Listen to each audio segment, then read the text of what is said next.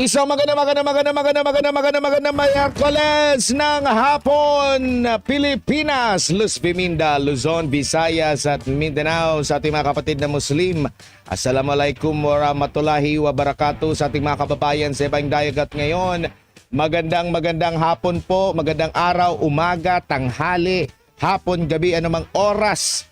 Ngayon sa inyong kinaroroonan, welcome dito sa ating programang Makialam. dito lamang po sa DZAR 1026 SMNI Radio. Today is Miyerkules, Wednesday, January 13. Wednesday the 13th po ngayon mga kapartner. Kamusta kayo dyan mga kababayan natin sa loob at labas ng Pilipinas? Naway nasa mabuti kayong kalagayan. Live na po tayo ha. Dito po muna tayo magla-live sa atin pong YouTube at sa atin pong Facebook. Sa ating YouTube channel mga kapartner, mag-subscribe na po kayo kasi marami pa rin po sa mga nanonood sa DZAR 1026 News na mga natin na hindi pa nakakapag-subscribe. So ano pang inaantay ninyo? 2026 na. Mag-subscribe na po kayo mga kapartner ha, bago pa mahuli ang lahat. Naku po. Binabati rin natin Makialam. ang ating mga kababayan na nanonood sa atin ngayon sa ating iba pang mga platform kung meron pa ba. Wala muna tayo sa TikTok mga kapartner, sa YouTube. Mag-post na po kayo ng inyong mga greetings, mag-post na po kayo ng inyong pong mga pagbati. Greetings, pagbati, pag-iita lang ata yan. No? Dito po sa ating YouTube account. At huwag kalimutan po na ilagay po ang inyong mga lokasyon at ang inyong pong mga pangalan mga kapartner. Ano ba pag-uusapan natin? Maya-maya pag-uusapan natin dahil ang kumpanya po ni Congressman Leviste, Makialam. abay, pinagmumulta po ng 24. Pakiayos nga ng ating lower third. Pakibasa po ng mabuti. 24 billion pesos. Bakit naging question mark yan? 24 billion pesos mga kapartner ang multa. Pinagmumulta po ng 24 billion na pesos. Ano ba ang masasabi nyo dyan? Tapos, meron tayong hihimayin. Pakidagdag ng Y sa survey. Naku po. Hindi na binabasa. Ayon po sa Pulse Asia. Okay, pakilagyan ng peso sign. Mga just now siguro.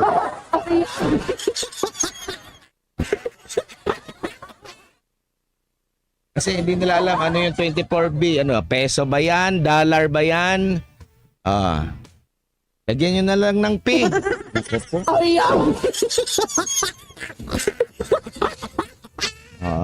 Pasensya na po kayo mga kapartner ha. Di pa yata nakapagkape. Ayan po mga kapartner, 24 billion pesos. Abay, alam nyo naman itong si Congressman Leviste. Siya po yung maraming mga binubunyag na di umano'y mga maanomalya. No? Kaugnay nga po sa mga allocables, insertions, basta pera ng taong bayan po mga kapartner. Meron siya mga nasilip na mga anomaly. No? Lalo na yung sinasabi niyang Cabral Files. Pero kapansin-pansin, no? May pattern ba kayong namomonitor yung si Congressman Barzaga noong meron siyang mga isiniwalat at mga payag? Abay, tinodo-todo. Siya po ay na-ethics na patawan ng 2 buwan na suspensyon. Ngayon na naman po, kakasuhan na naman dahil meron na naman daw pong mga pahayag. Though sinasabi niya na maglalabas po siya ng ebidensya doon sa sinasabi niyang bribery, no? Mga aligasyon po niya. Pero kapansin-pansin kung sino talaga yung mga may balls. Kasi di basta-basta ka. Kung wala kang balls nito, wala kang lakas ng loob at hindi ka matapang, hindi mo maibubunyag yung mga ganyan eh. Kasi ang babanggain mo napakarami. At aminado naman sila ng binabangga nila makapangyarihan at marami, no? Pero kapansin-pansin sila, no, 'di ba? Mabilis kasi maraming mga ibinubunyag, binabalikan ngayon sila pero sa ibang mga issue. Hinahanapan sila ngayon ng butas. Mamaya pag-uusapan natin ano ba ang rason kung bakit pinagmumulta ng 24 billion pesos ito pong kumpanya ni Congressman Leandro Leviste, no? At mamaya hihimayin din natin dahil meron pong inilabas nung isang araw kahapon ang Pulse Asia mga kapartner survey po nila kung saan ay tinanong po nila ang taong bayan kung kontento ba kayo sa ginagawang hakbang ngayon ng gobyerno sa paglaban sa korupsyon lalo na dito sa flood control kung saan ito pahapyaw yung tiwala nila kay Bongbong Marcos Jr. laban sa korupsyon lalo na sa flood control abay bumabagsak. Makialam. Mamaya may comparison din ang Pulse Asia po mga kapartner ukol dito. Marami pa tayong pag-uusapan pero i-post nyo muna. Pasensya na namamala tayo. May sipon tayo at lagi tayong inuubo. Makialam. Ingat talaga kayo mga kapartner. Bawal magkasakit sa panahong ito ha. Okay, sige. Post na po kayo ng inyong mga messages mga kapartner dito po sa ating YouTube account na DZAR 1026 News. Okay, sige. Habang pinaparami natin ang ating mga viewers ngayon, ginigising pa natin sila, baka nagsisiesta pa mga kapartner. Basahin muna natin ang mga komento ng ating mga kababayan, mga early birds dito po. Sabi ni Marivic ni Pamuseno, good afternoon Admar, watching from Dubai. Amping ang tanan. Si Tessie Labo nanonood sa atin ngayon. Si Donnie Vest Vlogs 1006. Maraming salamat. Crescenciano Prado, maying hapon, makialam. Brother Admar, buting Pastor Kibuloy and KOJC family, have a blessed afternoon. Maying hapon Admar, watching makialam. Si Tessie Labo dyan sa Singapore. Si Elena Dugiles, sabi niya rito, shout out sa tanan. Ay, dagang salamat ha. Flor de Luna, person not pesos. Ganun. Okay, sige. Nawala tuloy kasi nag-ads dito sa YouTube. Si Marivic ni Pomoseno, diversion lang yan Admar ang kay Kong Leviste dahil nasunog na. O ganun ba? O sige, maya-maya masyado kayong mainit na sa inyong mga komento po dito mga kapartners. Oy, may bagyo ha, mamaya magbibigay tayo sa inyo ng update. Meron pong unang bagyo sa taong 2026 mga kapartner. Maya't maya lamang po magbibigay po tayo ng update ukol nga po dyan mga kapartner ha. Gandang hapon Admar from Valenzuela. Si Roel Alvar, maraming salamat sa panonood kay Roel Alvar dyan po sa Valenzuela. Okay, mag-comment, mag-share, mag-like na po kayo mga kapartner dito sa ating live streaming. Samantala, arangkada na tayo, diretso na tayo kasi marami tayong tatalakayin mga kapartner. Narito na ang mga balitang dapat ninyong malaman dito sa ating programang Makialam, makibalita sa isyu ng lipunan at alamin ang katotohanan. Unahin muna natin ang bagyong si Ada. Makialam. Naku po, ingat-ingat sa ating mga kababayan. Ito na po ang update po mga kapartner kay bagyong Ada. Ganap na pong naging bagyo ang low pressure area o LPA na namataan po ng Pag-asa dyan po sa bahagi ng silangan ng Mindanao. Okay?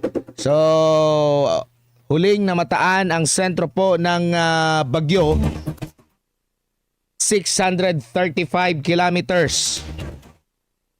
Silangan po or east ng Hinatuan, Surigao del Sur. Mabilis po ang pagkilos ng bagyo po mga kapartner. Balik lang tayo doon sa sa forecast. Di naman mababasa yan. Moving, Hilagang Kanluran, okay? 35 kilometers per hour. Okay, 35 kilometro kada oras po. May kabilisan po ang bagyo. Pero hindi pa ito ganong kalakasan dahil unang level kumbaga. Ang bagyo pa mga kapartner na nasa 45 kilometers kada oras malapit sa gitna. At pagbugso nga abot ng 55 kilometro kada oras. Sa kasalukuyan ay nakataas na po sa signal number 1 ang bahagi po ng Northern Samar, Samar at Eastern Samar dyan po sa Visayas. Habang ang Mindanao naman po, dyan po sa bahagi ng Dinagat Islands, Surigao del Norte at Surigao del Sur ay nakataas na rin po sa alert or signal number 1. So asahan po ninyo, maaari kayo makaranas sa mga lugar na yan ng 39 to 61 kilometers per hour na lakas ng hangin sa loob po ng 36 na oras. Maaari ding magdala po yan ng mga pag-ulan po mga kapartners. At batay nga sa forecast, balikan natin yung forecast track. Saan ba patungo ang bagyo mga kapartner? Yan, nakikita nyo po, hindi po siya magla-landfall sa bahagi po ng Mindanao. Okay? Kung mapapansin nyo po mga kapartner, ang bagyong Ada ay nasa bahagi ng Mindanao pero hindi po siya magla-landfall sa Mindanao. Ang track po ayon sa Pag-asa ay posible po na lalapit o di kay magla-landfall sa bahagi po ng Eastern Visayas. Okay? Sa Eastern Visayas sa Biyernes ng gabi o di kaya'y sa Sabado ng umaga po mga kapartner, no? Inaasahan pa rin ang paglakas ng bagyo. Parang magiging level 2 kumbaga kasi ang pinakaunang level niya is tropical depression, which is ang bagyo ngayon ay nasa tropical depression level pa. Sunod niyang category is tropical storm. Sinasahang lalakas ito pagsapit po ng Huwebes or bukas po mga kapartner. And unti-unti po siyang lalapit. Kung nakikita nyo po sa inyo pong mga screen, malapit po dyan sa Eastern Visayas. Tapos bigla pong pipihit pakanan. Okay? Parang lalayo siya, parang mag-U-turn siya po mga kapartner. Kung nakikita nyo po yung cone, nakikita nyo, yan po yung lawak, magiging lawak po ng bagyo po mga kapartner. Kung mahahagip po kayo niyan, asahan po ninyo ang masungit po na panahon mga kababayan. Okay, so ingat-ingat lamang po. Meron po tayong pinakaunang bagyo ngayong taong 2026. Yan po ay si Bagyong Ada mga kapartner. Buti at least hindi nadagdagan ng Mar. Ada Mar. Oh, naku po. Makialam. Ay, dito tayo sa mga iba pang pagbati muna bago sa sunod natin. Elena Dugilis, maraming salamat dyan sa Kuwait. Si Elma Nwichi sa UK, maraming salamat. Arcelia Zenea ng Hong Kong, nagpe-prepare siya ngayon for dinner. Narito na ang iba pang mga balita mga kapartner. Bagamat bumaba po sa kabuuan ang road accident incidents dyan po sa Quezon City, abay tumaas naman po yung bilang ng mga multiple collision at nahuhuling e-trike drivers. Bawal na nga po sa mga national road diba? Habang patuloy naman ang pagpapatupad ng bike lane rule sa lungsod. Ito ang ibabalita ni Angel Pastor. Pinalakay ng mga kinatawan ng Quezon City Traffic Discipline Task Force, QCPT at Transport Sector ang kasalukuyang sitwasyon ng road crash incidents at implementasyon ng e-trike sa lungsod. Inilahad ni QCPD Traffic Enforcement Unit Chief Police Lieutenant Colonel Geoffrey Lim na bumaba ang naitalang road crash incidents mula sa mahigit 26,000 noong 2024, bumaba ito sa 25,000 noong 2025. Dito po sa QCPD, kami po ay masayang ipapahayag po na bumaba po ang ating road crash incidents. In fact, bumaba po from 26,000.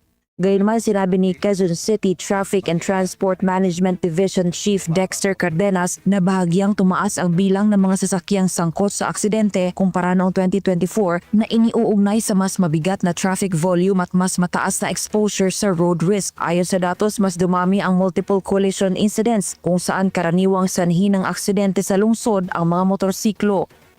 Kaya dumami naman yung involved na vehicle kasi yung multiple collision. Kumbaga sa isang insidente may nangyaring 4 o 5 involved na sasakyan. So, yun po yung dumami, yung multiple collision. Yun po yung kung bakit mas malaki yung vehicle involved versus doon sa number of incidents po. Doon sa motorcycle, nakita naman natin yung motorcycle pag bumabiyahe po sila, halos pikit-pikit. Di ba? So, tabi-tabi, dikit-dikit. So, walang safe distance. Ika nga. Ganon din yung mga vehicles. Walang safe distance between vehicles. So, pag dikit-dikit yung mga sasakyan, pag nabangga sa likuran, yung isang, nagkakaroon ng multiple collision siya. Tinukoy din ng QCPD ang mga accident-prone areas, kabilang dito ang Mindanao Avenue, EDSA North Avenue, E. Rodriguez at Quezon Avenue. Para naman kay Ms. Marlene Alanige, spokesperson ng Philippine Association of LTO Accredited Driving Schools o PALADS, nakakaalarma ang patuloy na road crashes na iniuugnay sa kakulangan sa attitude at stress management ng ilang kumukuha ng lisensya. Very alarming. Pero based po doon sa record na binigay po sa amin during our forum sa MIDAS with the DOH, around 13 to 15,000 po ang death na cause siya ng road accidents, yung patay po talaga. Kasi sa amin, sa driving school, isa po sa part ng tinuturo namin is yung behavioral, yung stress management. Kaya lang po, we need to strengthen. Ipinahayag naman ni Attorney Ariel Into ng presidente ng Lawyers for Commuter Safety and Protection ang kahalagaan ng mahigpit na regulasyon at tamang regulasyon at implementasyon ng pulisiya upang mapawasan ang road crash incidents. Samantala, tumaas sa 52 mula 38 ang bilang ng nahuling e-trike driver sa Quezon City. Ayon sa LTO, karamihan sa mga nahuli ay sa pangunahing kalsada ng C5 at Rojas Boulevard. Nilinaw ng mga otoridad na ang mga rehistradong e-trike lamang ang hinuhuli kapag lumalampas ay tinakdang bike lanes. Ang mga hindi rehistradong sasakyan ay pinapaalalahanan lamang na gumamit ng shared lane o bicycle lane. Para sa Diyos at Pilipinas kong mahal, Angel Pastor, SMNI News. Nako po, ingat po talaga mga kapartner. Oo, kasi parang ano din yan yung iba naman dyan, kahit nag-iingat ng husto, minsan nababangga rin. Kasi yung nakabangga, hindi rin nag-iingat. So ano talaga yan, may role po ang bawat isa sa atin, lalo na sa kalsada po mga kapartner.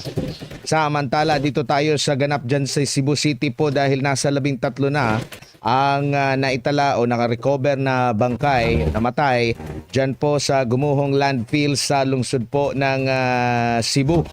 Pinangunahan po ng Cebu City Government ang operasyon sa tulong ng Bureau of Fire Protection at Philippine National Police. Ngayon ito'y diniklara naman ng Cebu City Council ang January 16 ang January 16 bilang araw po ng pagluluksa para sa mga naging biktima ng trahedya. Nasa state of calamity na rin po ang buong lungsod upang bigyang daan ang mas mabilis na pagkuha ng pondo at emergency assistance. Sa katunayan, inaprobahan na ang pagpapalabas ng 30 million pesos na pondo mula sa Local Disaster Risk Reduction and Management Fund bilang emergency assistance. Nauna namang sinabi ng Mines and Geosciences Bureau Central Visayas na posibleng sanhi ng pagguho ang ilang linggong pag-ulan at mahinang engineering practices sa Binalio Landfill.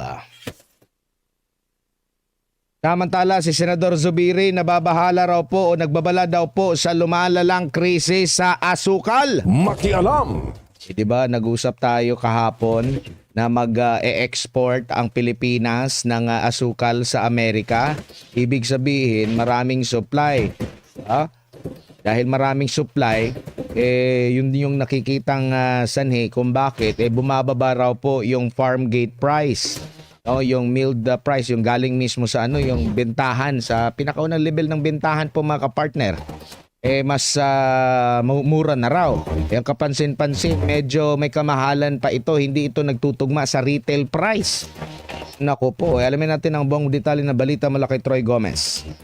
Bagamat positibo ang naging hakbang ng Department of Agriculture na pansamantalang ihinto ang pag-aangkat ng imported sugar para sa 2026, sinabi ni Senador Juan Miguel Zubiri na hindi pa rin ito sapat upang masagip ang lokal na industriya na patuloy na nalulugi. Ibinahagi ng Senador na ang mill gate price ng asukal ay patuloy na bumabagsak mula October 2025 mula sa presyong 2,200 piso kada 50 kilo sako Bumaba ito sa humigit kumulang 2,075 piso pagsapit ng huling linggo ng Disyembre. Mas mababa ito kumpara noong nakarang taon kung kailan umaabot pa sa pagitan ng 2,400 hanggang 2,500 piso ang bentahan kada sako. Kasabay ng pagbagsak ng presyo ay ang patuloy na pagtaas ng gasto sa pataba, sahod ng mga manggagawa at iba pang farm inputs, dahilan upang lalong lumaki ang pagkalugi ng mga magsasaka. Dahil dito nananawagan si Zubiri na magpatupad ang pamahalaan ng mas matibay na interbensyon gaya ng capital infusion at government buying program upang matiyak ang matatag na kita ng mga magsasaka at patas na presyo ng asukal sa merkado. Binigyang diin niya ang pangangailangan maging mas aktibo ang Department of Agriculture at ang Sugar Regulatory Administration sa pagpapatatag ng mill gate price. Hiniling din ng senador na lubos na magamit ang Sugar Development Fund sa ilalim ng Sugar Industry Development Act upang maghatid ng konkretong tulong sa mga magsasaka sa anyo ng mas maayos na infrastruktura, pautang at suporta sa research and development, lalo na sa panahong patuloy ang pagkalugi sa sektor. Ipinaliwanag ni Zubiri na mula sa dating bentahang 2,500 piso kada sako, bumaba na ngayon ang presyo sa halos 2,000 piso lamang, habang patuloy namang tumataas ang gasto sa produksyon. Dahil dito umaabot sa 300 hanggang 500 piso ang lugi ng mga sugar farmers sa bawat sako ng asukal, na naglalagay ng panganib sa kanilang kakayahang tustusan ang kanilang pamilya, pasahurin ang kanilang mga manggagawa at maghanda para sa susunod na taniman. Ayon sa SRA, 8 sa bawat 10 sugar farmers sa bansa ay may lupang mas bababa sa 5 hektarya, kaya limitado ang kanilang kakayahang saluhin ang biglaang pagbagsak ng presyo. Marami sa kanila ay agrarian reform beneficiaries na maliit ang kapital at may mataas na tsansa na malugi. Bukod sa problema sa presyo, binigyang babala rin ni Zubiri ang patuloy na pagpasok ng smuggled sugar at mga sugar substitute sa merkado gaya ng high fructose corn syrup na lalo pang nagpapabagsak sa lokal na merkado at sumisira sa kakayahan ng industriya na makabangon. Ngayong taon, una nang pinatitigil ng DA ang pag-import ng asukal upang mabigyan ng pagkakataon ng mga lokal na magsasaka na makabenta sa mas makatarungang presyo. Gayunman, aminado si Zubiri na hindi agad makaka-recover ang sektor dahil sa labis na pag-aangkat ng asukal noong 2025. Para sa Diyos at sa Pilipinas kong mahal, Troy Gomez nag-uulat, SMNI News. Samantala, ang Pilipinas naman kabilang sa most exciting food destinations ng Michelin Guide para sa 2026. Baka naman opisyal ng gobyerno makikita dyan, ha? Wag na tayong pagkain po yan. So dapat ang pinagmamalaki natin, pagkain may pakita sa buong mundo. Oo, kudos pala doon sa mga vlogger din na may halong Pinoy ang dugo, mga kapartners, lalo na't sila yung minsan nagluluto sila, pinapatikim nila. Meron ding mga alam niyo yung mga food truck bang tawag doon, tapos mga Filipino food. Tapos binablog nila iba-ibang mga lahi, kumakain sa kanila, bumibili sa kanila. Oo, malaking tulong po 'yan for awareness sa natin, mga pagkaing Pinoy po, mga kapartner. Ito, ibabalita yan ni Jason Rubrico. Malugod na tinanggap ng Department of Tourism o DOT ang pinakabagong pagkilala ng Michelin Guide matapos maisama ang Pilipinas bilang isa sa most exciting food destinations for 2026. Ayon kay Tourism Secretary Cristina Garcia Frasco, mahalagang bahagi ng pambansang identidad ng Pilipinas ang gastronomiya. Aniya, sinusuportahan ng pagkilalang ito ang layunin ng pamahalaan na palakasin ang sustainable tourism sa pamamagitan ng pagdiriwang ng tunay na pagkain Pilipino. Gayon din ang mga tao at lugar na nasa likod ng mga ito. Ayon sa mga rekomendasyon ng mga anonymous inspector ng Michelin Guide, kabilang sa mga tampok na putahe ang sisig, sinigang, inasal at adobo. Binibigyang din ng food guide ang saganang sariwang ani sa buong taon na iniuugnay sa natatanging klima ng bansa, isang mahalagang pundasyon ng lutuing Pilipino. Sa pagkilalang ito, nakasama ang Pilipinas sa hanay ng mga bansang kilala sa kahusayan sa pagkain tulad ng Italy, Turkey, China, Saudi Arabia, American South, Florida, Canada at Poland. Matatandaang noong October 30 ng 2025 ay opisyal na pumasok ang Michelin Guide sa Pilipinas na kumilala sa kabuuang 108 establishmento sa Maynila at Cebu. para sa Diyos at sa Pilipinas kong mahal. Ako si Jason Rubrico, SM9 News. Sabi ni Rosalie Inocencia, sobrang tamis na matinapay dyan sa Pilipinas, dapat bawasan daw yung timpla ng mga pagkain. Speaking of tamis, medyo mahilig talaga yung mga Pilipino sa mga matamis, di ba? Dito sa Pilipinas, pag meron kang istapegi, spaghetti po mga kapartner, kung ikukumpara mo yan sa spaghetti sa ibang dagat, medyo may katamisan naman talaga. Kaya nga gumawa talaga ng yung mga brands ng mga tomato sauce, no? Meron na ngang ready na mix, no?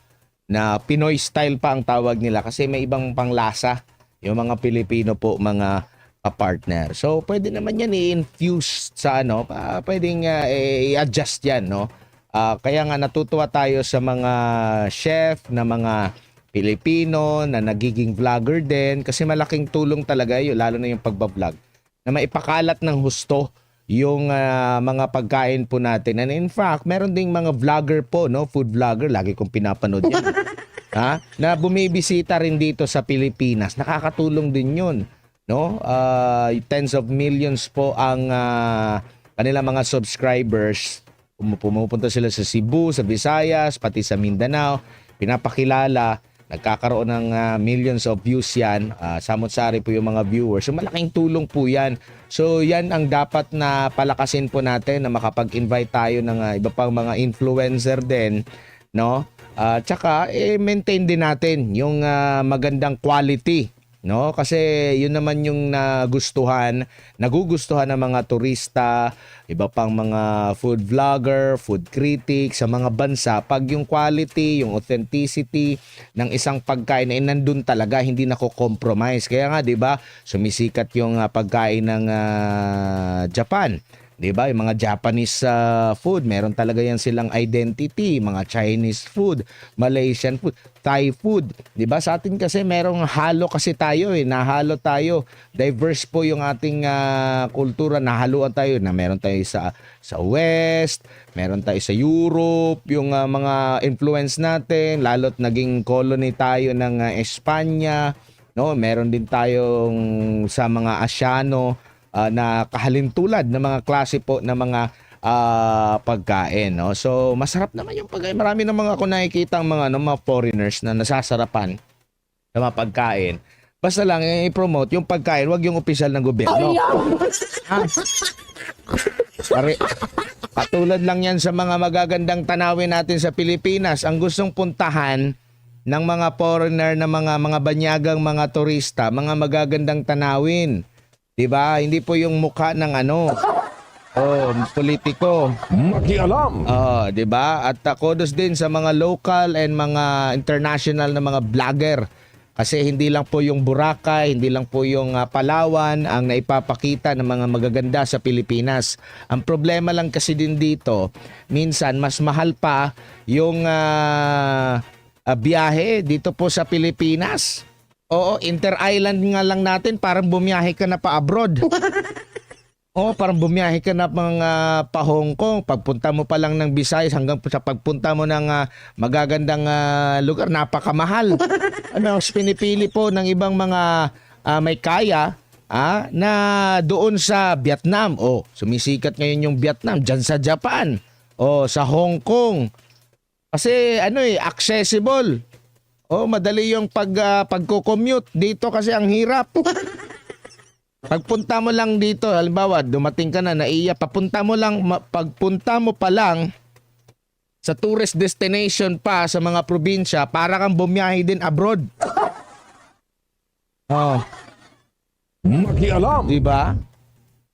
I think adobo is from Spain kasi may adobo mino rin sila. Yes, galing sila doon pero mas tumatak yan dito. Parang may fusion, may halo na kasi yan. May touch of Filipino at galing talaga yan sa Espanya po, sa mga Kastila na nakuha natin yan. Pero marami pa. Halaga, yung lumpia, sikat yan sa atin. Pero alam naman natin na meron din ganyan sa kapitbahay natin, mga kapitbahay natin, mga spring rolls dito po sa kapitbahay natin sa Asia. So yan po yung hamon. Marami tayong pwedeng mai-offer Tigilan na po sana yung ng mga politiko na yan na i-offer din yung sarili nila. Oo, tsaka, syempre, marami tayong i-offer. Dapat accessible din. Sa ibang bansa po mga kapartner, biruin mo, nakikita ko na lang nagva-vlog yung mga famous, ha? Mga famous na mga vlogger, for sure, hindi pa sila sa loob ng Pilipinas kaysa sa babiyahe ka sa abroad, nako po. Makialam. Dito pa tayo sa ibang balita mga kapartner, ang grupo po ng Filipino-Chinese sa bansa abay nanawagan po sa pamahalaan na mabilisang reforma sa turismo at ekonomiya upang maibalik ang Pilipinas bilang pangunahing destinasyon sa Asia. Si Angel Pastor nagbabalik.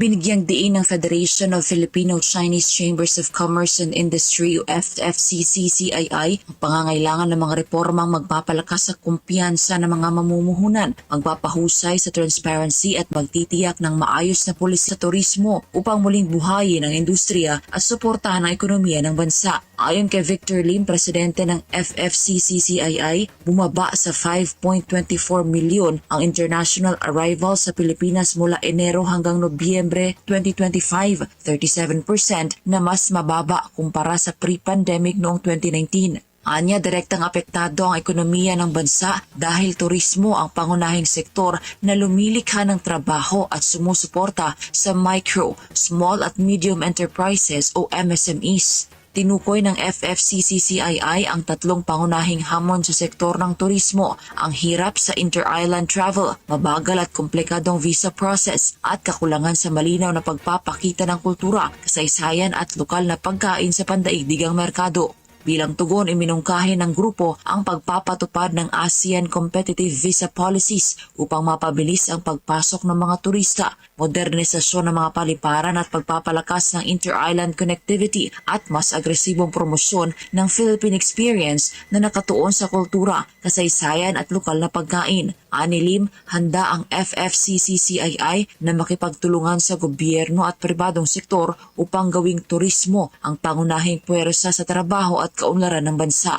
Gate ng grupo, hindi na sapat ang maliliit na pagbabago. Kailangan ng agaran at malinaw na aksyon upang muling maitatag ang Pilipinas bilang pangunahing destinasyon ng turismo sa Asia. Para sa Diyos at Pilipinas, kumahal, Angel Pastor, SMNI News. Samantala, sa ibang balita po mga kapartner, maring itinanggi po ng Armed Forces of the Philippines ang alegasyon ng mga makakaliwang grupo kaugnay sa umunay pang-aabuso sa PhilAm na si Chantal Anicoche na ayon sa militar ay na-rescue matapos sa iwanan po ng New People's Army sa kasagsagan ng engkwentro sa Occidental Mindoro. Narito ang balita.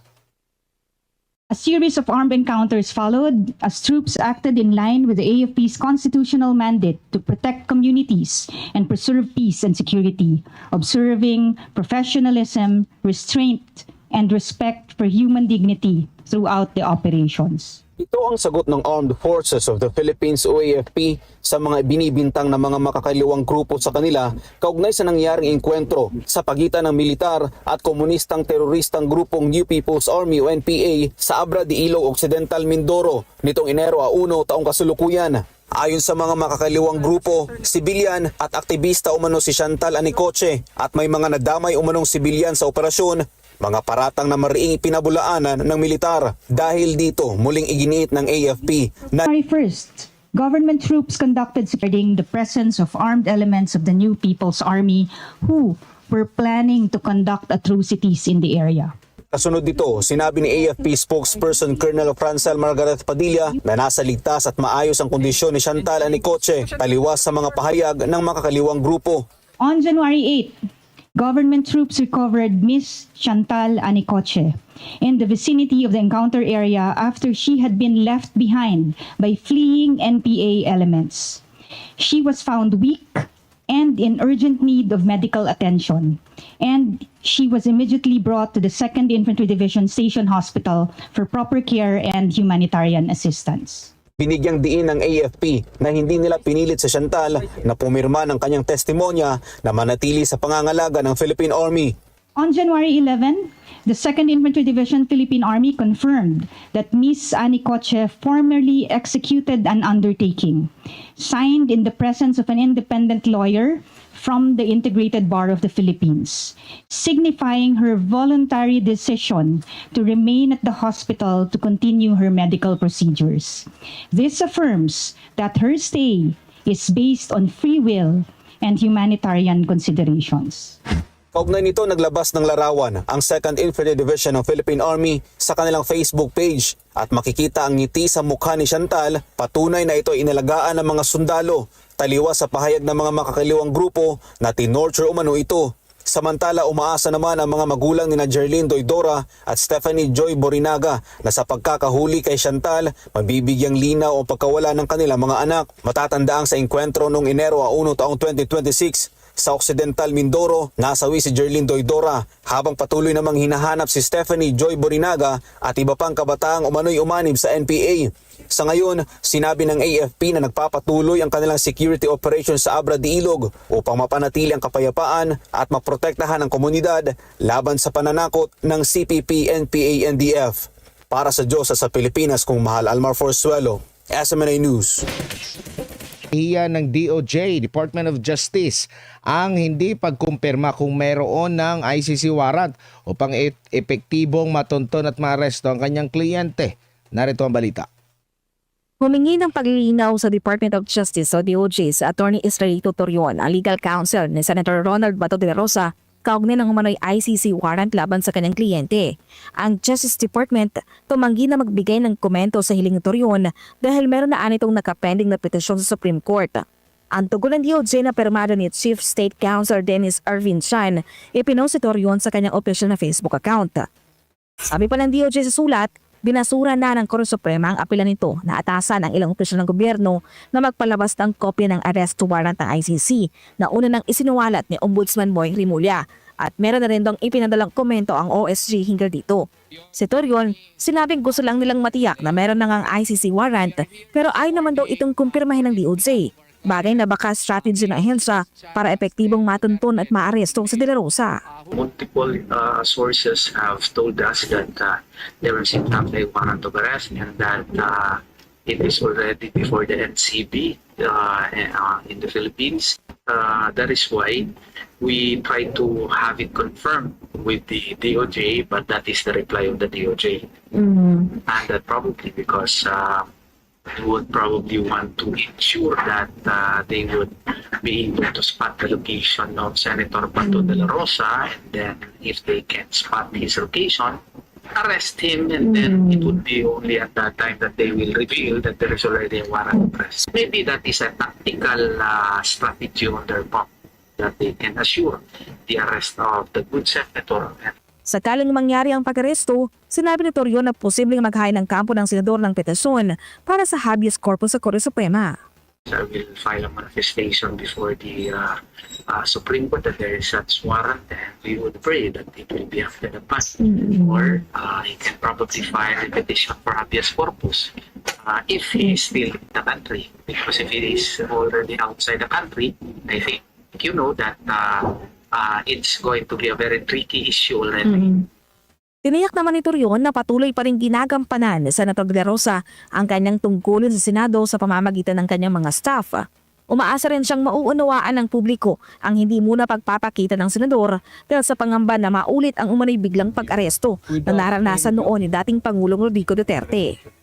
Administratively, he's still performing his tasks, through his staff. And yun nga lang, wala lang siya. And I do hope the Philippine public would understand this predicament. And Senator Bato is clearly apprehensive that such experience would be replicated so far as he is concerned.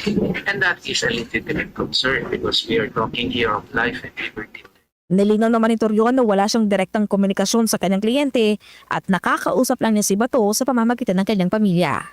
Para sa Diyos at Pilipinas kumahal, Margaret Gonzalez, SMNA News. Samantala, sa ibang balita naman tayo mga kapartner, nagtungo naman sa National Bureau of Investigation o NBI si Palace Press Officer Undersecretary Claire Castro nitong Martes po upang magpablatter kaugnay ng isang Facebook post na umano'y naglalaman ng banta sa kanyang seguridad. Narito ang balita ni Cherry Light. Sinabi ni Palace Press Officer Claire Castro na ang Facebook post na kanyang ipinagpablatter ay inilathala ng luminous post na inuugnay kina Attorney Trixie Angeles Cruz at Ahmed Paglinawan at naging dahilan ng kanyang pag-aalala matapos itong mag-viral. Ayon kay Castro, pinag-aaralan pa niya ang posibilidad ng pagsasampa ng kaso habang pinili muna niyang ipablatter sa NBI ang insidente upang magkaroon ng opisyal na record at magsilbing batayan ng posibleng investigasyon ng mga otoridad. Sabi kasi nila na kapag nilaglag ka ng humans mo, appendix at coccyx mo lang ang walang latay, resulta ng mga pinagagawa mo. So I really have to report this matter. Because if something happens to me, at least may nakareport po yung mga taong nagpapalutang ng ganitong klase mga grave threats. Aminado rin si Castro na nakaramdam siya ng pangamba matapos lumabas ang naturang post noong Enero 2, lalo na nang mabilis itong kumalat sa social media. At the time, of course, natakot ka. Kasi hindi ko naman sanay sa death threats eh. Pero kasi sabihin na appendix mo lang ang walang latay, iba ang ibig sabihin nun. Meron itong pagbabanta sa iyong buhay. So yun yung naramdaman ko. At up to now, yun pa rin yung nararamdaman ko, kaya kailangan ko na mag-report. Samantala, ayon naman kay NBI spokesperson Palmer Malyari, tama ang ginawang hakbang ni Castro na magpablatter kaugnay ng kanyang seguridad. Anya, mahalaga ang pagkakaroon ng opisyal na record, lalo na kung sakaling burahin ang nasabing post. Well, it's a good thing that it was actually recorded so that the post, once it is viewed by the agents, kahit burahin mo yan, meron na tayong hawak-hawak. Para sa Diyos at sa Pilipinas kung mahal, Cherry Light, SMNA News. Samantala, Malacanang naman nanawagan o mismong si Pangulong Marcos Jr. ang nanawagan na mapabilis ang paglalabas ng anti-EPAL guidelines upang matiyak na mga proyektong pinupunduhan ng gobyerno ay hindi magagamit para sa personal o political na branding. Eh di ba tayo dito nagtanong kami sa inyo, ako pala sa inyo, na ano ba ang gusto ninyong parusa sa mga ume-epal na mga politiko? Makialam!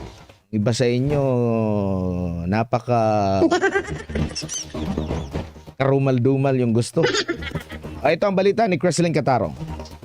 Iba ng kanilang mga ahensya. Ipinahayag ni Presidential Communications Office Undersecretary Claire Castro sa Palace briefing na nakasaad mismo sa 2026 General Appropriations Act ang probisyong may kaugnayan sa anti-EPAL na nagpapakita ng direksyon ng administrasyon na unti-unting ayusin at resolbahin ang matagal ng isyong ito. Aniya, nais ng Pangulo na mas pabilisin ang proseso ng pagbuo at paglalabas ng mga kaukulang guidelines. So kung yan po ang nakikita ng mga department heads na dapat ay mas mabilis, tignan po natin kung kailan po nila magagawa ang kanilang mga guidelines. Dagdag pa niya na itanong na niya ang usapin kina Secretary John Vic Rimulya ng Department of the Interior and Local Government at Acting Secretary Rolando Toledo ng Department of Budget and Management kung saan inaasahang maglalabas ang mga ahensya ng kani-kanilang panuntunan kaugnay ng anti-EPAL policy. Gayunman, binigyang diin niya na malinaw ang direktiba ng Pangulo na huwag patagalin ang pag-aayos sa nasabing issue. Sa parehong briefing, binigyang diin ni DILG Secretary Rimulya na hindi dapat ilagay ng mga opisyal ang kanilang pangalan, larawan o logo sa mga proyekto ng gobyerno. Ang dapat lamang makita sa proyekto ay ang pamagat, petsa ng kontrata, petsa ng pagsisimula at pagtatapos at pinagmulan ng pondo. Ani Rimulya, maaari nang magsampa ng administrative cases tulad ng suspension laban sa mga lumalabag sa patakaran. Hinikayat din ng DILG ang publiko na aktibong mag-report ng mga politiko na lumalabag sa anti-EPAL rules. Ang anti-EPAL guidelines naman klaro na. Pag may violation ng mga politicians, ang tinatawag namin ng mga mamamayan na picturean, i-post sa Facebook at pwede namin imbestigahan. Bagamat hindi pa opsyon ang pagtanggal sa opisina, naniniwala si Rimulya na ang suspensyon ay isa ng matinding parusa. Suportado rin ng opisyal ang pagpapasa ng batas na magpapatibay sa anti-EPAL rules upang tuluyang pigilan ang self-promotion ng mga politiko gamit ang pondo ng gobyerno. So wala pa tayong codified conduct para dyan sa anti-EPAL campaign. It'd be a great help if the national legislature made steps para talagang mabawal yan. Para sa Diyos at sa Pilipinas, kung mahal ito si Kersilin Catarong, SMNI News. Nilinaw naman ng Armed Forces of the Philippines o AFP na hindi na nila kailangang magsagawa ng loyalty check sa kanilang hanay matapos bawiin ng isang aktibong opisyal ang kanyang suporta kay Pangulong Bongbong Marcos Jr. Kung bakit, alamin sa balitang ito. Una po sa lahat, patuloy po namin na ina-assure ang public that there is no division within the Armed Forces of the Philippines. Our troops, all of the Armed Forces of the Philippines is intact. We remain professional and we remain united. Ito ang naging tugon ng Armed Forces of the Philippines kaugnay ng isyong kinakaharap ng kanilang institusyon matapos ipahayag ng isang opisyal ng Philippine Army na binabawi na nito ang suporta sa kanilang Commander-in-Chief na si Pangulong Ferdinand Bongbong Marcos Jr. Matatandaan nitong mga nakaraang araw, umalingaw-ngaw sa social media ang pahayag ni Colonel O.D. Munggao na hindi na umano nito sinusuportahan ang Pangulo dahil wala na raw itong kakayahang pamunuan ng AFP. Si Colonel Munggao ay commander ng Training Support Group at Training Development Center ng Philippine Army Infantry. Kaugnay nito sa isang pulong balitaan sa Campo Aguinaldo araw ng Martes, sinabi ni Colonel Francel Margaret Padilla, tagapagsalita ng AFP, na hindi na nila kailangan na magsagawa ng loyalty check sa kanilang hanay. There is no loyalty checks to be conducted. Kilala po namin ang aming mga leaders.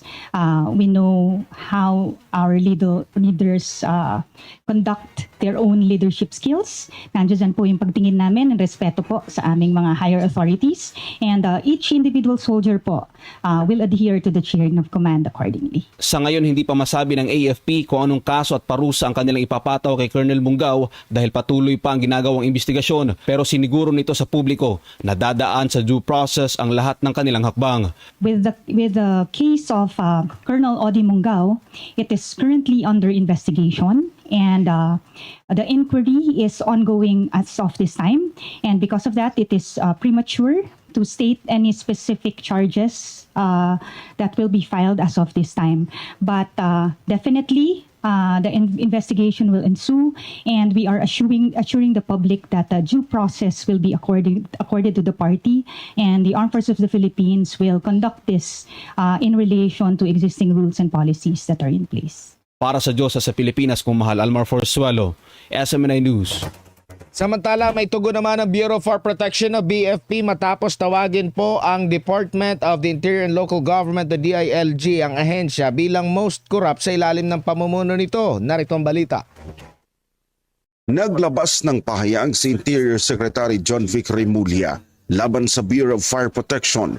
Ayon sa kalihim, itinuturing niya ang BFP bilang pinaka-korap na ahensya sa ilalim ng DILG. Mas masahol pa umano kaysa sa Philippine National Police. Batay sa impormasyong nakuha ng kalihim, sinabing laganap ang katiwalian sa ahensya mula sa mga ordinaryong bumbero hanggang sa pinakamataas na opisyal. May mga ulat umano ng mga opisyal na humihingi ng 500,000 pesos mula sa mga aplikanteng nais makapasok sa serbisyo. May mga ulat din ng anomalya sa fire inspection fees at pagbebenta ng fire extinguisher. Plano ng DILG na magsampa ng reklamo laban sa mga tiwaling opisyal ng BFP at may mga investigasyon na isinasagawa upang sugpuin ang katiwalian sa ahensya. Ganun pa man, nilinaw ng BFP na walang nangyaring paglilipat ng 1.2 billion pesos na pondo at ang mga proyekto raw ay bahagi ng modernization program ng ahensya. Sa kabilang banda, sa isang pahayag, sinabi naman na BFP spokesperson Fire Superintendent Anthony Arroyo na bukas sila sa mga pahayag ng DILG kaugnay sa katiwalian sa ahensya. Sa katunayan, suportado rin nila ang investigasyon at mga kaso laban sa mga tiwali nilang opisyal, kabilang ang administrative relief at suspension ng inspections. Umaasa naman ang BFP na maibabalik pa. Pinas kong mahal, nag-uulat Paul Montemon, SMNI News. Sa ibang balita po mga kapartner, may mga panibagong inihain naman po na reklamo sa Professional Regulatory Commission o PRCC Public Works and Highway Secretary Vince Dizon. Kung sino-sino ang mga ito at alamin natin ang balita ni Sheena Torno. Philippine Cancer. Ikinatuwa ni DPWH Secretary Vince Dizon ang desisyon ng Professional Regulatory Commission o PRC sa pagbawi ng lisensya sa pagka-engineer ni dating DPWH Bulacan 1st District Engineer Henry Alcantara. Sa desisyong inilabas ng PRC, tinanggalan lisensya ni Alcantara dahil sa mga gross unprofessional at unethical conduct sa maanumalyang flood control projects. Hinihintay ni Dizon ngayon ang pagbawi rin ng PRC sa professional license ni Bryce Hernandez at JP Mendoza. Kung maalala nyo, last year, kami ang nag-file sa PRC ng pagtatanggal ng mga lisensya. Niga Alcantara, niga Bryce, niga Mendoza, et al. So natutuwa tayo, nagpapasalamat tayo sa PRC na lumabas na yung desisyon. At hinihintay pa natin lumabas yung desisyon ng iba pang mga engineer na pinapatanggalan natin ng lisensya. Kung maaalala, nagsampa ng reklamo si Dizon sa PRC laban sa kontrobersyal at mga tinaguri ang Bulacan Group of Contractors o BGC Boys dahil sa milyong-milyong pisong nakulimbat sa flood control projects. Bukod sa kanila, sinabi pa ng kalihim na tuloy-tuloy silang magsasampa ng complaint sa PRC para naman sa mga bagong engineer na kinasuhan ng DPWH ngayong buwan. Marami pa tayong ipa-file ng mga kaso dito sa mga bagong mga engineer na kinasuhan natin. So tuloy-tuloy yan. At lahat yan, hindi na makakapag-practice lahat yan. Sa ngayon, wala pang inilabas na petsa si Dizon para sa formal niyang paghahain ng complaint laban sa kanila. Matatandang lumagda ng kasunduan ng DPWH at PRC noong October 2025 upang mapabilis na mapanagot ang sangkot sa manumalyang flood control projects. Iba't ibang ebidensya ang itinurnover ng kalihim sa PRC na una na ring isinumite ni Dizon sa Independent Commission for Infrastructure. Nasa 20 engineers ang pinatatanggalan ni Dizon ng professional license sa PRC. Para sa Diyos at sa Pilipinas kung mahal. Ito si Sheena Torno, SMNI News. Muli namang humarap sa DOJ si dating Bulacan District Engineer Henry Alcantara sa gitna po ng kontrobersya sa umano'y pagbawi ng kanyang testimonya sa flood control scandal. Narito ang balita ni Margot Gonzalez. Gwardyado pa rin ng gobyerno si dating Bulacan District Engineer Henry Alcantara nang muli itong humarap sa Department of Justice o DOJ para sa regular na pagpupulong kaugnay ng aplikasyon nito sa Witness Protection Program o WPP. Ayon kay Justice Spokesperson Attorney Polo Martinez, dahil covered witness o provisionally admitted sa programa si Alcantara, natural lang dito na regular na humarap sa mga miyembro ng WPP. Una na rin sinabi ng DOJ na walang anumang opisyal o maging verbal na pahayag sa Alcantara na binabawi na niya ang kanyang mga testimonya sa flood control scandal. Nang tinanong naman ng media si Alcantara kaugnay ng napabalitang recantation nito, ang dating district engineer hindi sumagot. Pero ang kanyang abogado na si Attorney Enil Joven sa isang press release, opisyal na sinabing walang nire-record ng kanyang kliyente. Anya, determinado sa Alcantara na patuloy na makipagtulungan sa DOJ sa ilalim ng kasunduang pinirmahan nito sa hensya bilang prerequisite sa kanyang pagpasok sa WPP bilang state witness. Ayon pa sa abogado, dapat nag-ingat ang publiko sa mga hindi beripikadong pahayag na may kaugnayan sa kanyang kliyente. Matatandaan na maliban sa mga testimonya ay nagbalik na rin ang daang milyong piso sa Alcantara mula sa nakuha nitong pera sa flood control projects bilang bahagi ng restitution. Sa mga naunang testimonya ni Alcantara ay binulgar nito ang kickback scheme sa flood control scandal at ang mga mabatas na kasama umano sa hatian, kabilang sina Senator Joel Villanueva, Singgoy Estrada, si dating Senador Bong Revilla, dating Congressman Saldico at Mitch Kahayon Uy, na lahat ay pinabulaanan ng akusasyon. Isinawala din niya na dawit sa anomalya si dating DPWH Undersecretary Roberto Bernardo. Samantala nilinaw naman ng DOJ na hindi pa rin provisionally admitted sa WPP sina Bryce Hernandez at JP Mendoza kahit pa nasa ilalim sila ng protective custody ng WPP. Nagpapatuloy pa rin daw ang ebaluasyon sa kanilang aplikasyon at nakikipagtulungan pa rin sa DOJ kaugnay ng investigasyon sa anomalya. Para sa Diyos at Pilipinas kung mahal, Margaret Gonzalez, SMNI News. Samantala, pinuna naman ni Public Works and Highway Secretary Vince Dizon ang nagpapatuloy na konstruksyon ng mga bagong gusali ng mga pampublikong ospital sa Quezon City na hanggang ngayon ay hindi pa rin natatapos. Narito ang balita ni Sheena Torno. Ininspeksyon ni Public Works and Highway Secretary Vince Dizon ang ilang itinayong pampublikong ospital sa Quezon City nitong Martes. Partikular na ang nagpapatuloy na konstruksyon ng mga bagong gusali ng Philippine Children Medical Center, Philippine Cancer Center at National Kidney and Transplant Institute. Pinuna ni Dizon kung bakit umabot ng 10 taon ang konstruksyon ng PCMC, gayong pinundahan ito ng 3 bilyong piso. Gate niya, imbes makatulong ang pagtatayo ng mga bagong ospital para sa mga pasyente, tila problema dahil hanggang ngayon ay hindi pa ito napapakinabangan. I-report nila yung mga nakikita nilang matagal nang nakatenga. Minsan nga hindi na napapansin kasi nasanay na yung mga mata natin na nakikita yung mga nakatenggang mga tulay, nakatenggang mga kalye, nakatenggang classroom, nakatenggang ospital. Sayang eh. Di ba? Magagamit sana ng mga kababayan natin yan. Sinabi pa ng kalihim na karaniwang rason kung bakit mabagal ang usad ng konstruksyon ng isang gusali kagaya ng PCMC ay dahil sa muna'y tinging-tinging pondo. Bakit tingi-tingi? Diretsahan na lang tayo. Di ba? Kasi yung ibang mga pondo, ginalagay sa mga project na pinagnanakawan lang. Can you imagine? 10 years yan. Hindi pa tapos. Kasi nga, pag walang kita, walang kickback, tingi-tingi. Yung may kickback, tinotodo. Tiniguro ng kalihim na isa sa ilalim sa investigasyon mga ospital na proyekto ng gobyerno na ilang taon nang nakatenga. Sa kabila nito, tiniyak ni Dizon na tatapusin ang konstruksyon ng PCMC ngayong 2026, habang 2027 naman sa PCC at NKTI. Sa ngayon, kinakailangan pa ng 1.5 million hanggang 1.8 million na pondo para sa 20-story building ng PCC. Sa susunod na linggo ay tutungo naman si Dizon sa Philippine General Hospital sa Maynila upang alamin ang sitwasyon ng konstruksyon ng bagong gusali nito. Para sa Diyos at sa Pilipinas kung mahal. Ito si Sheena Torno, SMNI News. Ibang balita naman tayo sa gitna po ng umiinit na issue po ng korupsyon sa gobyerno. Isang panukalang batas ang inihain sa Senado na layong buksan ng ilang bank accounts kung may matibay na ebidensya ng iligal na gawain. Narito ang balita ni Troy Gomez.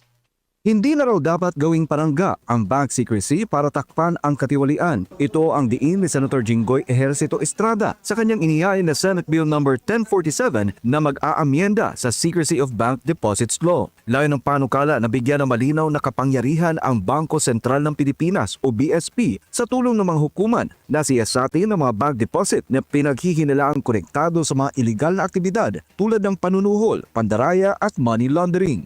Sa ilalim ng panukala, hindi naman basta-basta makakasilip ang BSP sa mga account. Kailangan munang may sapat na patayan na may nagaganap o naganap na seryosong irregularidad at dapat ay aprobado ng Monetary Board ang anumang investigasyon. May mga safeguard din laban sa posibleng pang-aabuso. Hindi pwedeng magbukas ng bank accounts sa panahon ng eleksyon upang hindi ito magamit laban sa sinumang kandidato. Protektado rin ang mga depositong naipon bago pa ipatupad ang batas at ang mga resulta ng pagsusuri ay hindi rin maaring basta ibunyag sa publiko maliban na lamang kung kailangan para sa pagsasampa ng kasong kriminal. Saklaw naman ng panukala ang parehong peso at foreign currency deposits upang matiyak na walang tatakasan ang perang galing sa katiwalian o krimen. Kung may papasa ang panukalang ito ang isa sa pinakamalaking pagbabago sa bank secrecy law sa kasaysayan ng bansa na layong balansihin ang karapatan sa privacy at mas mahigpit na laban kontra korupsyon at krimeng pinansyal.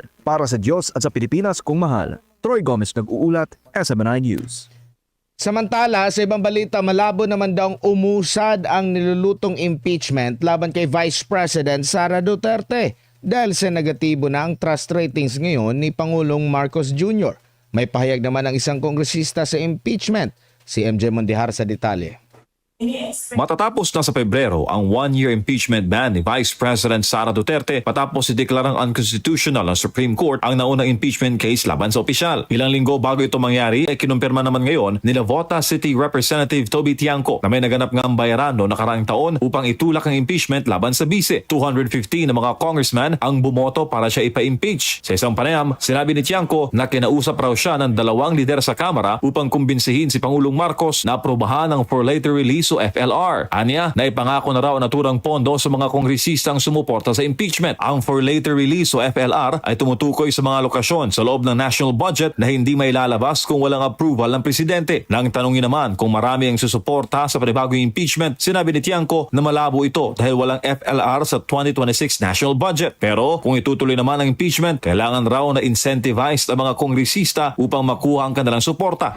Dahil sa bagong development, ito ang assessment ng political analyst na si Professor Eric De Torres sa posibleng mangyari sa Kamara sakaling maisampa ang impeachment case. Alam naman natin na Prof, ang impeachment nagsisimula po yan sa House of Representatives at hawak po nila ang Kamara ngayon. Prof. Well, hindi rin din ho natin yan masasabi. Although, ina-assume natin na hawak. Pero alam nyo, maraming po pwede pang mangyaring ihip ng hangin sa mga susunod na panahon. Ngayong tapos na ang 2025 elections at puno ng isyu ng korupsyon ng kasalukuyang gobyerno, giit ng propesor na malabo nang makakuha ng sapat na suporta ang impeachment sa mga politiko. Lalo nga po yung terminong tinatawag natin na kung patuloy na sasadsad at pababa ang trust at approval rating ng ating Pangulo, mas mapapaaga yung term na quote-unquote lame duck. Malaking factor din ayon sa political analyst ang -3 trust ratings ng presidente na bumungad sa mga Pilipino pagpasok ng taong 2026. Sinong politiko na re-electionist ng 2028 ang willing na magpa-endorso kung kung ganito ang bilang at hindi makabawi ang numero ng pangkasalukuyang administrasyon sa kanyang mga ginagawa? Sa pagtataya din ni De Torres, posibleng dumistansya na ang ilang politiko sa pagsuporta sa Pangulo, lalo na sa usapin ng pagpapa-impeach kay VP Sara Duterte. So, kiss of death yan. Lalo na, nag-iba yung dynamics ng politika ng kung paano mananalo ngayon sa nakalipas na nasaksihan natin yan nung 2022 at 2025 elections na kung saan prominente talaga ang base votes tsaka the rehiyon at vote-rich areas na critical na magdi-deliver ng boto, mapasenador man o mga representante sa Kamara. Para sa Diyos, sa Pilipinas kung mahal, MJ Mondihar, SMNI News. Samantala, sa iba pang balita, pinag-aaralan naman na ngayon ng gobyerno ang lahat ng paraan para mat-repatriate si Congressman o dating Congressman Zaldico. Ayon kay DILG Secretary John Vic Remulla, halos imposible na ngayon ang extradition dahil walang extradition treaty ang Pilipinas at Portugal. Inamin din ito na may crisis of confidence ang bansa dulot ng korupsyon, partikular na sa manumalyang flood control projects. Narito ang balita. Kasalukuyang nasa ibang bansa ang dating Ako Bicol Party List Representative Zaldico na iniimbestigahan sa umunoy malawakang anomalya sa flood control projects ng gobyerno.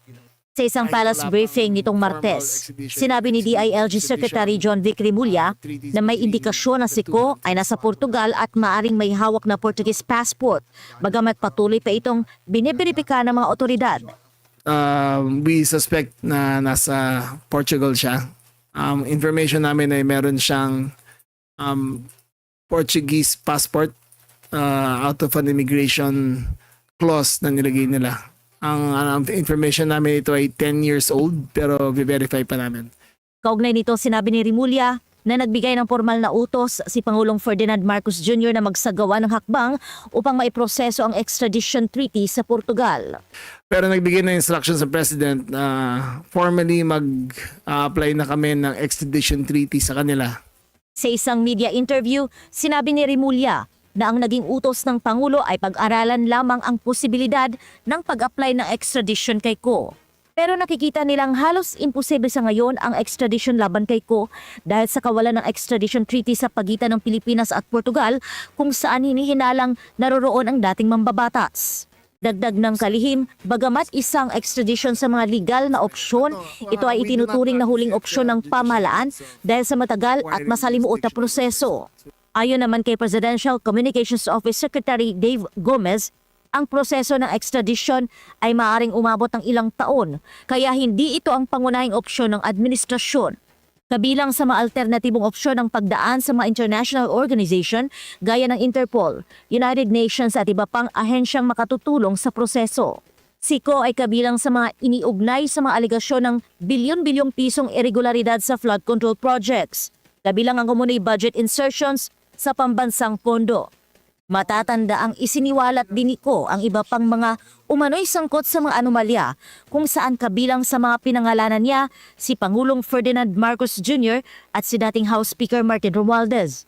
Dahil sa mga anomalya sa flood control projects, inihayag ng DILG na nakararanas ang bansa ng crisis of confidence sa pagitan ng mamamayan at pamahalaan. Narinig yun naman ang pahayag ni Secretary Claire na ang ating Pangulo ay nagbigay ng bagong prioridad para sa local government. Tigil to sa sigaw ng tao para maibalik ang tiwala ng mga mamamayan para sa ating mga pamahalaan. There is a crisis of confidence now between the people and the government. That was caused by the revelations of the flood control scandal. Binigyang diin pa ni Remulla na kailangang tugunan ang isyong ito para maibalik ang tiwala ng publiko at panagutin ang mga sangkot sa katiwalian. Ngayon na nakita natin kung ano ang depekto ng ating budget, ang depekto ng ating gobyerno, ginagawa lahat ng ating Pangulo para pumarehas ang laban. Tama niya ang mali sa DPWH. Para sa Diyos at sa Pilipinas kong mahal, ito si Creseling Catarong, SMNI News. Samantala, napupunta raw sa mga tagapagtanggol ng Kamara ang ilang bahagi ng budget ng institusyon. Yan po ang naging paglalahad ni Batangas 1st District Congressman Leandro Leviste kaugnay sa mga tinawag niyang paid influencers. Narito ang balita ni MJ Mondihar. Pagpasok pa lang ng bagong taon ay komisyon agad ni Batangas 1st District Representative Leandro Leviste ang umunay pagtaas sa 18.58 billion pesos sa Maintenance and Other Operating Expenses o MOOE ng Kamara sa 2026 National Budget. Sa isang Facebook post, ikinumpara ni Leviste ang sahod, bonus, MOOE at office budget ng isang congressman noong 2025 at 2026. Aniya, mula sa humigit kumulang 4 million pesos noong 2025, umabot na raw sa 22 million pesos ang kabuang sweldo at MOE ng isang congressman ngayong taon. Kinisyon din ito ang umano'y 2 million peso Christmas bonus per congressman na pinanindigan naman ng ilang veteranong kongresista. Ang dagdag na pondo ay para umano sa holiday activities sa distrito at mga constituent dahil inaasahan ng publiko na magbibigay ng tulong ang mga congressman tuwing Pasko. I thank you for having me at magandang gabi po sa inyong lahat.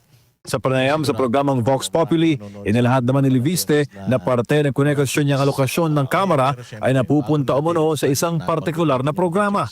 Meron din opisyal na programa ang Kongreso na CARE program para sa mga social media consultants. Nagte-training sila sa Kongreso tungkol sa ano yung ipapost na sa Facebook para ipagtanggol ang kabutihan ng Kongreso. Duda ni Leviste, posibleng napupunta sa online defenders ng Kamara ang ilang bahagi ng pondo ng institusyon. At ang lumalabas, ang kalahati ng mysterious MOOE fund na ito ay maaaring napupunta sa social media activities at baka yung mga paboritong mga influencers natin sa Facebook na nagtatanggol para sa Kongreso at sa budget ng Kongreso ay pinupondohan pala ng budget ng Kongreso. Batay sa pag-aaral ng University of Klagenfurt sa Austria, ang clout ng social media influencers ay hindi lang limitado sa simpleng pagpapahayag ng opinyon.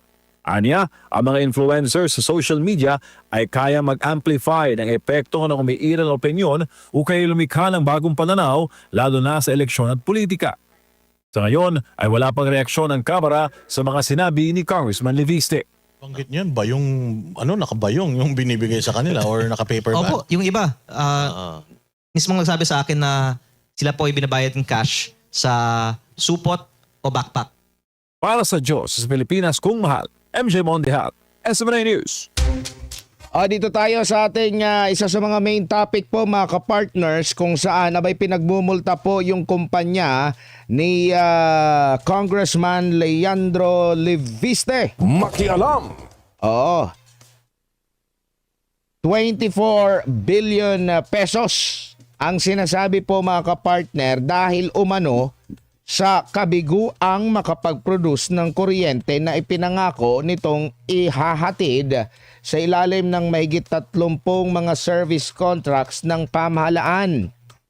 Magbigat pong parusa ang ipinataw nitong Department of Energy sa Solar Philippines Power Project Holdings Inc.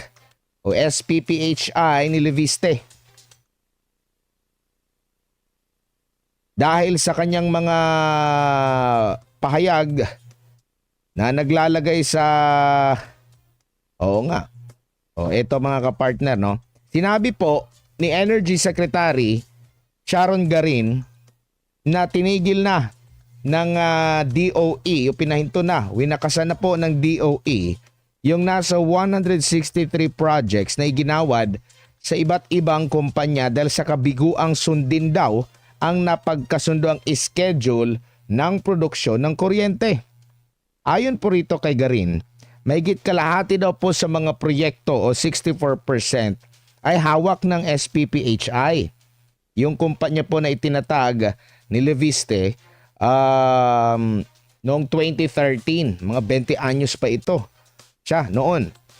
Sinabi pa ng kalihim, kabilang po sa kinansilang kontrata ng kumpanya ni Leviste ang 33 proyekto sa ilalim po ng Green Energy Auction Program. Pati na rin po yung ilang kasunduan sa labas po ng naturang programa na napasok noong 2014 at 2019.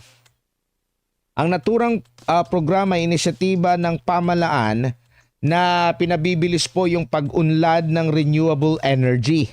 Alinsunod po sa target ng administrasyong kasalukuyan na itaas po ang bahagi ng renewable energy sa power generation ng bansa mula 22% hanggang sa 35% pagsapit po yan ng 2030.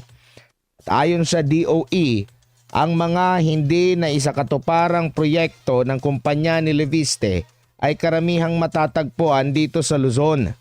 Wala namang inilabas na eksaktong detalye kung eksaktong lokasyon kung saan ang mga ito. Sa kabuuan ng mga proyektong ito ay inaasahang lilika daw ng nasa mahigit 11,000 megawatts po mga kapartner. Hindi raw sumunod yung kumpanya. Ilalim ng kontrata daw po mga kapartners, no? So ito yung pangalawang kinakaharap na kontrobersya ngayon ni Congressman Leandro Leviste. Una dyan, yung naging pahayag noong weekend, noong Sabado mismo ni Ombudsman Boyeng Rimulya, kung saan sinabi na may mali daw ginawa yung kumpanya nitong si Leviste matapos daw ibenta ito na labag daw sa franchise law po natin kasi may prangkisa, dapat ipagpaalam daw po ito sa Kongreso na mariin naman pong itinanggi ng Meralco Company, yung MGen na bumili nung sinasabing ibinenta ng kumpanya ni Leviste. Separate daw yun, ibang kumpanya daw po yun, ibang entity daw po yun, iba doon sa binigyan ng prangkisa. Kaya lihitimo yung kanilang transaksyon. So after nito, ito naman na naging hakbang po ng Department of Energy na pinagmumultan, laki 24 billion pesos po mga kapartner, no? Na naging multa.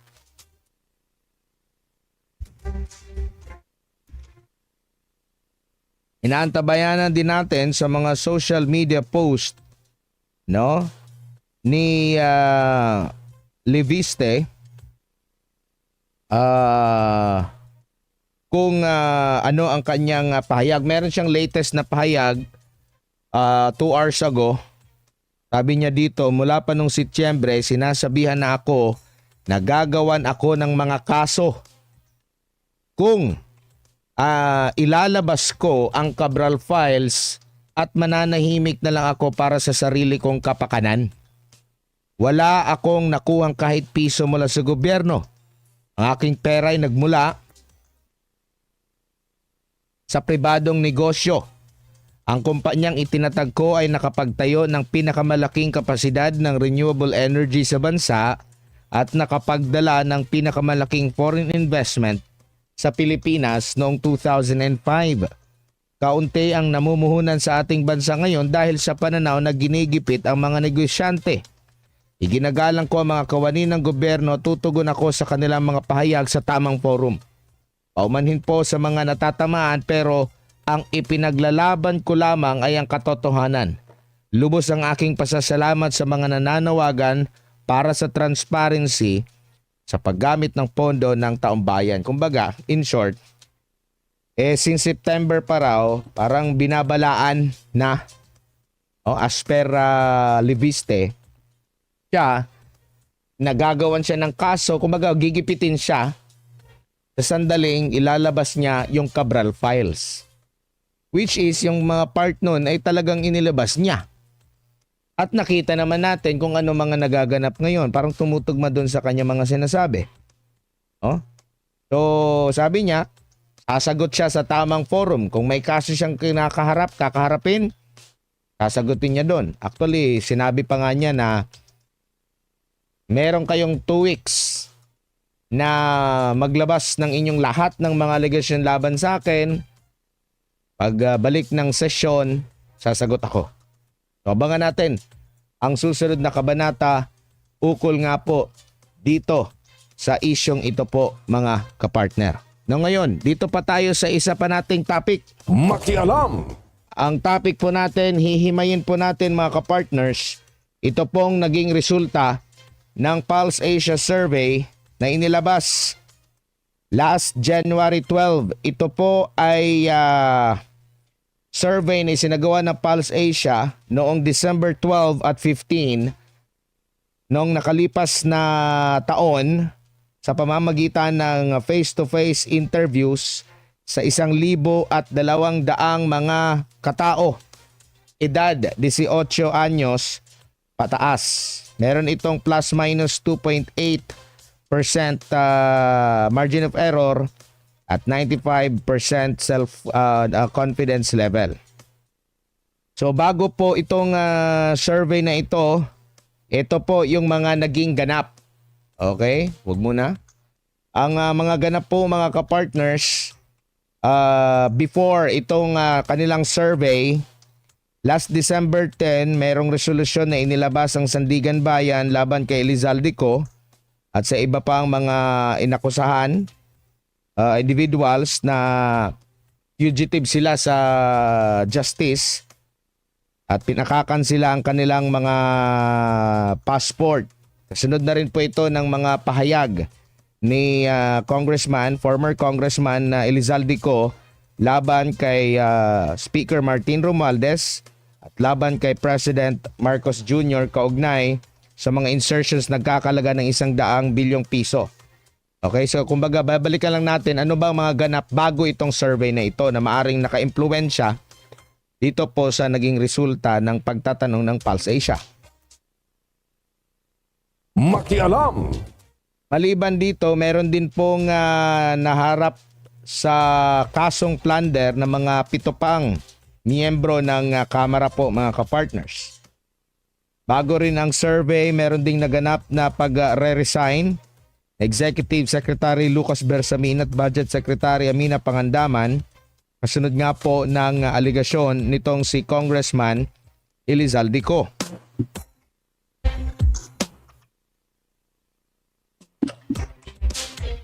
Nagkaroon din ng live streaming na ang Independent Commission for Infrastructure December 2 at inanunsyo din ni Secretary Babe Singson, miyembro ng ICI, ang kanyang pag-re-resign.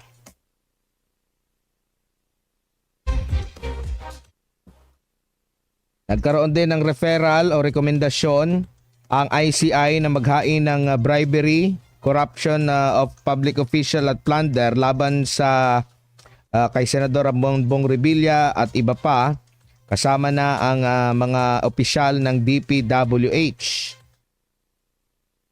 Naganap din ang pagsuko ni Sara Diskaya sa NBI po mga kapartner. Nagkaroon ng malawakang rally laban sa korupsyon po noong November. So ito yung ang ating mga binabanggit dito ay mga ganap bago ang survey. Okay? Meron din pong inihain na plunder, bribery at malversation at graft complaints sa Ombudsman laban kay Vice President Sara Duterte at sa Office of the Vice President ng mga opisyal. Yung hindi aproba ng ICI sa hiling na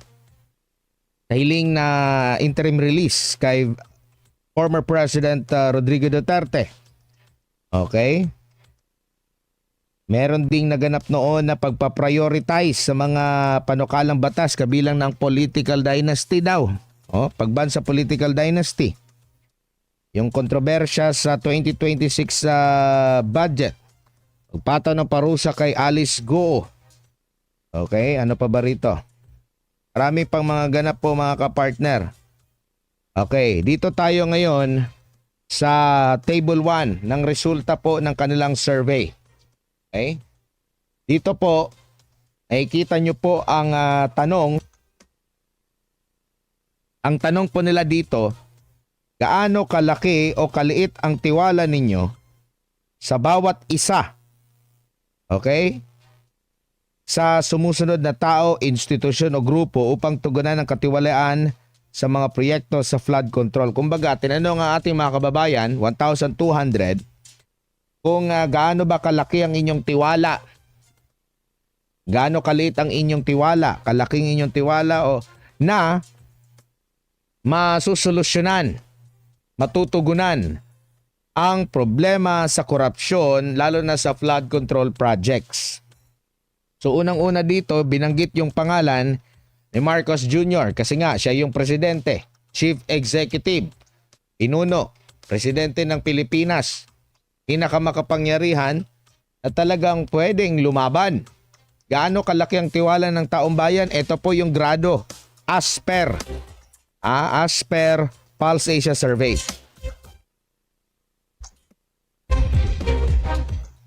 Nakakuha po si Marcos Jr. ng trust korupsyon 30%. So 25% malaki ang kanilang paniniwala, 5% napakalaki ng kanilang paniniwala na masusolusyonan ni Marcos Jr. ito pong problema sa korupsyon. So in-add up 30%. Pero ang negatibo naman ang kanilang tugon na hindi yan matutugunan. Walang tiwala. Kumbaga, mas malaki po, 48% mga kapartners. So, wala silang tiwala dito po sa kay Pangulong Marcos Jr. na ma-address nito ang problema sa korupsyon. Flood control projects pa nga lang ito eh. Napakarami pa pong ibang mga proyekto na maaaring sinamantala ng mga korap.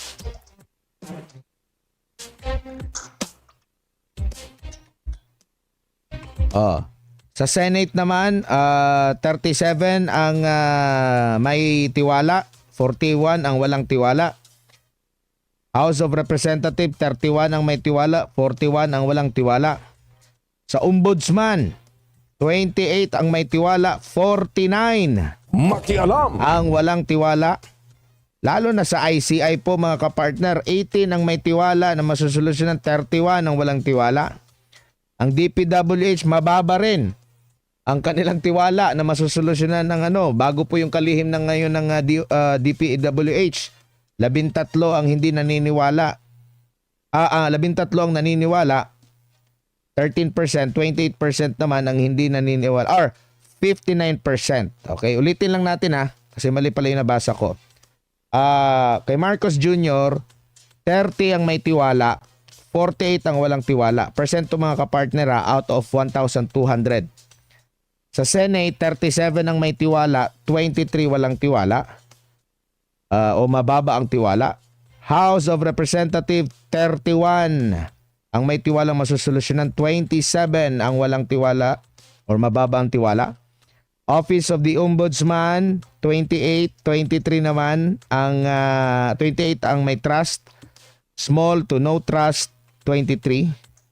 Independent Commission yung ICI, 18 po ang may tiwala, 31 ang mababang tiwala.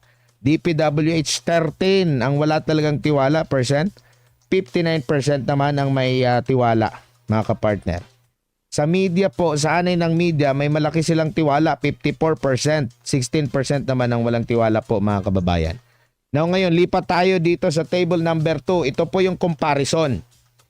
Mula noong September o after noong kanyang naging State of the Nation address kung saan ang banggit niya doon na mahiya naman kayo, noong September 25, malaki may binawas talaga. Bumababa yung tiwala ng taong bayan na masusolusyonan ni Marcos Jr. itong problema sa korupsyon.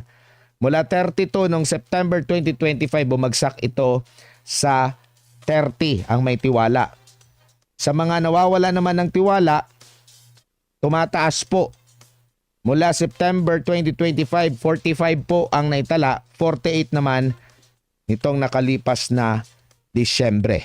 Lipat tayo sa table number 3 po, mga kapartner, kung saan tinanong yung ating mga kababayan, alin ba sa mga sumusunod na pahayag ang pinakamalapit sa iyong sariling opinyon tungkol sa pagsisiyasat ng Senate Blue Ribbon Committee sa mga sinasabing anomalya? Okay? 36% mga kapartner na sa investigasyon ng Senate Blue Ribbon Committee na ipapahayag ang katotohanan, kaso limitado lang ang impact.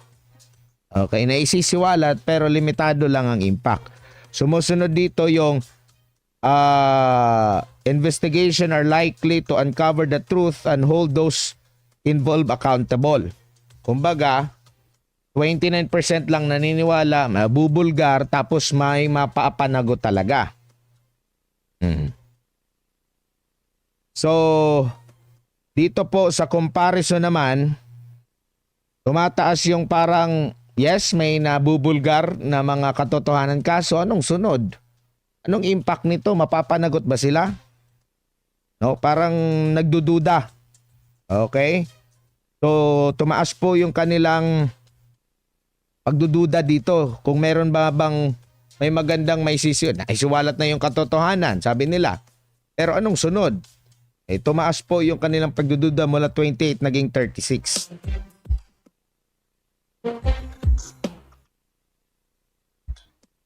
Sa table number 5 naman po, mga kapartner, eto kung may mga irregularidad na matutuklasan sa mga proyekto sa flood control, ano ang posibilidad na mapaparusahan ang mga sangkot? Naniniwala ang 59%, marami ito, pero mamaya may comparison tayo. 59% ang nagsasabi na mapaparusahan. Okay? Kung may matutuklasan ng mga irregularidad, 59% naniniwalang mapaparusahan, habang 28% naman ang nagsasabing di nila masabi o di kaya di nila masabi ngayon kung ito ba sila ba'y mapaparusahan. 13% naman ang naniniwalang walang mapaparusahan. Pero kung ikukumpara natin dito sa September na survey ng Pulse Asia sa table number 6, kapansin-pansin na bumaba. Okay, table number 6 na tayo. Okay, yan. Sa table number 6 dito, mga kapartner, bumaba po ang kanilang paniniwala. Diba, sabi natin 59. Marami yung 59. Pero alam nyo ba na noong September 2025, 71% ang naniniwala na may mapaparusahan. Tapos biglang bagsak sa 59. Parang nabawasan yung may tiwala. Nawawalan sila ng tiwala na may mapaparusahan. Lalo na ngayon, ang sabi pa nga nila na walang merida yung Pasko. Siguro may mga next na survey dito kasi 'di ba may pahayag ang Pangulo. May mga big fish na hindi magiging merry yung Pasko, pero yun na yun? Yun na ba yung nangyari? Makialam! So bumaba po yun ang naniniwalang may mapaparusahan mula 71 naging 59. Tapos tumaas naman ang naniniwala na may mapaparusahan from 31 to 37 po mga kapartner. Okay? Or from, ito pala, okay. Ito pala. Ito pala. Yung hindi naniniwala noon na may mapaparusahan, mula 8, nadagdagan pa siya. Ang ngayon ay naging 13. Yung naniniwala noong September na may mapaparusahan, bumaba. So parang nawawalan talaga sila ng tiwala mga kapartner. Okay? Tinanong naman dito sa table number 7. Gaano ka, table number 7, gaano ka, okay, pwede ba nating ma-zoom yan?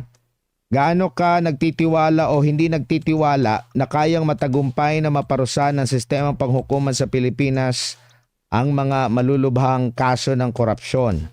So how confident or not confident are you that Philippine justice system can successfully prosecute high-level corruption cases? Okay? 44% nagsasabi na sila ay confident na may mapoprosecute sa mga high-level corruption cases. 24% naman ang nagsasabi na wala silang kumpiyansa na may mapapanagot sa ilalim ng ating Philippine justice system. Okay? Dito naman po sa table number 8, huli ng table mga kapartner, tinanong ang ating mga kababayan, sa iyong palagay, ano ang pinakamalaking dahilan na makakaapekto sa desisyon ng korte sa mga kasong isinampa laban sa mga opisyal na inakusahan ng korupsyon? Oo, kasi dito, tinanong sila, in your opinion, what is the biggest factor that will affect the court's decision? Use of influence of government officials to avoid being convicted. So, 51% sa mga na-survey mga kapartner ang naniniwala na may ilan dyan na hindi mako-convict, mapapawalang sala lang dahil gagamitin ang impluwensya ng mga government officials. Marami po yan. Kumbaga, nawawalan sila ng tiwala na may mapapanagot, baka hindi sila makonvict kasi gagamitin ng mga opisyal na yan yung kanilang mga impluwensya. Kayo, ano ang masasabi nyo ukol dyan mga kapartner? Wala na tayong oras dito sa ating programang Makialam. Huwag kalimutan mag-like, comment, share, mag-follow, mag-subscribe dito sa ating programa para lagi kayong updated sa mga balita at impormasyon. Kami po ay magpapaalam na. Maraming salamat po. Bukas ulit dito pa rin sa ating YouTube channel DZAR 10.